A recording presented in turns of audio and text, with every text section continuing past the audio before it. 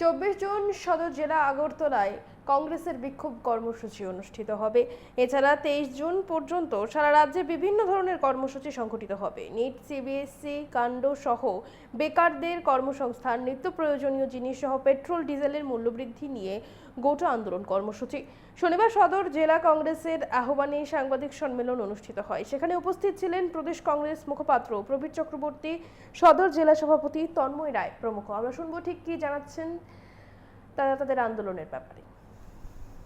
পরিষ্কার বলতে হবে না, যা চলে আসছে চাকরি, শিক্ষা, সবের পেছনে রয়ে গেছে অর্থ, অবৈধ অর্থ।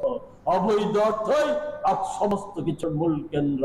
ফলে সেই জায়গায় দাঁড়িয়ে এটা বলেছিলেন, লড়াই আমরা মাঠে আছি, লড়াই জারি আছে, যুব কংগ্রেস জারি রেখেছে, আমাদের ন্যাশনাল স্তর থেকে আজকে এটা জারি আছে, রাহুলজি রাস্তায় নেমে গেছে।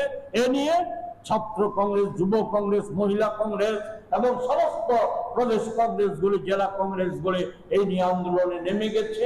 আমাদের রাজ্য আগামী 24 তারিখ 23 তারিখ পর্যন্ত সমস্ত মহকুমায় পর্যায়ক্রমে সাংবাদিক সম্মেলন এবং তার সাথে সাথে আমাদের ডেমনস্ট্রেটিভ প্রোগ্রাম হবে আগরতলায়। আগামী 24 তারিখ বিকেল 5টায় আমরা আগরতলাতে ডেমনস্ট্রেটিভ প্রোগ্রাম করব।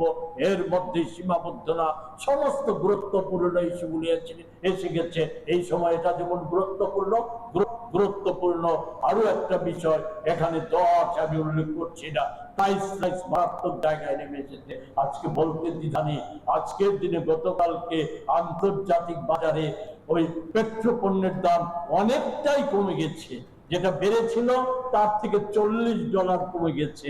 আমরা কি আশা করতে পারি? মোদির রেকর্ড আছে যে দাম কমানোর, আমাদের চাপ সৃষ্টি করতে দাম কমাতে হবে।